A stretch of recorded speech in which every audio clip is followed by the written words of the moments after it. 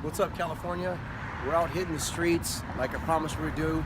We're talking to the people of the community. We're trying to get the input on the campaign trail for 2018 for governor.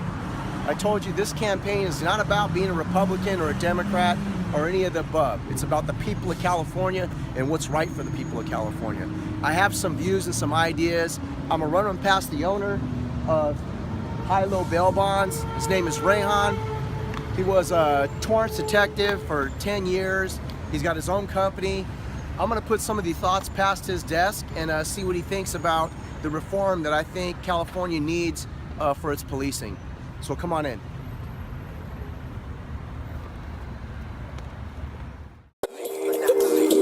Trap shit.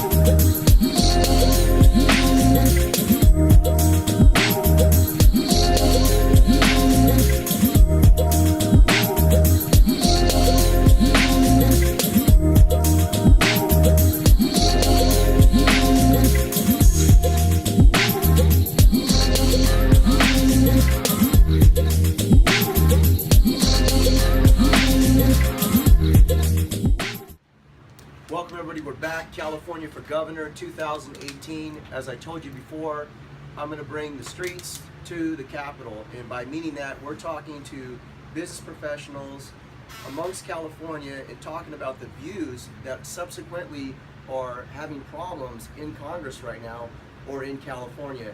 And one being the excessive use of force, or what people deem as excessive use of force. So I'm here at High-Low Bail Bonds with Rehan. He's been in the Torrance Police Department, worked with Vice and Narcotics for over 15 years, and now is currently the owner of High-Low Bail Bonds and Investigations. I come to him because I needed to find someone that was a true seasoned vet that's biased about the hiring procedures of the police departments and sheriff's departments. Also, we're going to get his insight on some of the ideas that I have about changing the hiring criteria for police and sheriffs. So, everybody, Rehan, Ray, God bless you. Good to see you. Thanks for having us down here.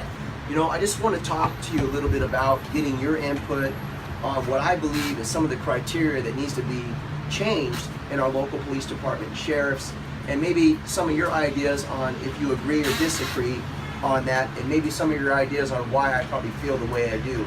Personally, you know, from doing my research, and correct me if I'm wrong, that the hiring criteria was set and established for the local police departments in 1946.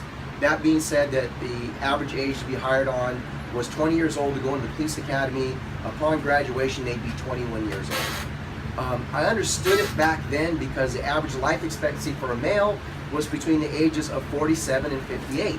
So it made sense to hire on police at that age. But at this day and age, the average life expectancy for a male is in the mid-70s. So I don't think that the kids these days, and I call them kids, have enough life experience or enough time with their feet in the pavement to kind of do the job that policing is required now in California. I mean, times have changed. There's a lot of guns, there's a lot of hate crimes, there's a lot of things going on. And for my beliefs, it's the fact that I don't think a 21-year-old kid has really experienced enough to be a police officer. And what I mean by saying that, because a lot of different 21-year-olds have different life experiences, but the hiring criteria for the local PD is, I mean, the kid can't barely even have a parking ticket. So how are you supposed to approach somebody and write somebody a civil ticket for a traffic violation when you've never even received one yourself, and how to go about it? What are your thoughts about their hiring process, and what do you think could be improved in that? Okay, so first of all, the hiring process, like you said, was established back in the 1940s, or maybe even earlier days, and it was set in stone. And there's a number of things that the sheriffs could hire you at 20 in the academy, and you could actually hit the streets at 20 and a half. Me personally, my personal law enforcement experience I didn't get hired until full time until I was 26 years old. At that time, I came to this country when I was 12 years old, so I had worked since 12 years old, supporting the family, and already had graduated from getting my bachelor's degree from Cal State Long Beach until I got hired full time. To back you up on the kids these days, okay, they are spoon fed. They have zero life experience as to paying their bills, never lived on their own, have experienced any difficulties in life, and at 21 years old, if you have to go out there and deal a domestic violence situation, how are you supposed to handle a domestic violence situation when you never even had a relationship? Agreed to that. Yeah, so one of the biggest things, as we know, because we know each other for over 20 years, the life experience of how to deal with life situations. And not everybody is going to be born to be a prosecutor or a lawyer or business person. Right. Everybody has different upbringings, and it's what you make out of it. But at 21 now, it's a sense of entitlement with these kids because they're depending so heavily on their family and paying for everything, and literally they don't even want to pick up their spoon or anything else, but they're getting hired as law enforcement. And as you've seen recently, we have such a big influx of police brutality. And I'm not going to say right or wrong on that situation because I'm not there, you're not out there to deal with the situations. At the proper training, proper education, maybe holding the age batch 25 years old, maybe having their bachelor's degree because that gives you a little bit more back on education. But I think personally, I think that's what you need out there instead of a 21-year-old having a badge and gun and give them a freedom of different choices. It's like all of a sudden they have a position of authority. They've got a badge and they've got a gun, and they're going into situations that, like you said, domestic violence or 415, like physicals, where fights ensued, and the kid's never even been in a fight himself. So my whole point is those situations where there's deeming it that it's life-threatening, and say our situation, we've seen that many a times growing up or dealing with that, we're not going to react in a certain way.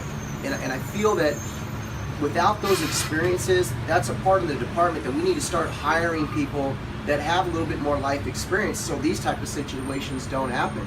A guy pulling a gun out, flat out killing a guy because maybe he's on some crack, well, that's part of the job, being a police officer. It's having the physical ability and the mental ability to deal with the situation in a mannerism that where you don't have to use deadly force. Now, if you're hired on a guy that's 5'5" and weighs 140 pounds, never been in a fight, and he goes in that situation, what's he going to do? He's going to pull his gun. So I think our academies are probably the best, well-trained academies as far as tactical experience, tactical moves, the criminal system, logistics of the bylaws and guidelines. But the problem I think that I believe is, you can quote me if I'm wrong on this, that it's the hiring, that we need to hire, like you said, a little bit more people with a little bit more maturity and that have dealt with some situations and not be so stringent on the qualifications that if the guy has a speeding ticket or an excessive speeding ticket that they want him to get a waiver for that. That's part of dealing with life and experiencing it, knowing what's right and what's wrong.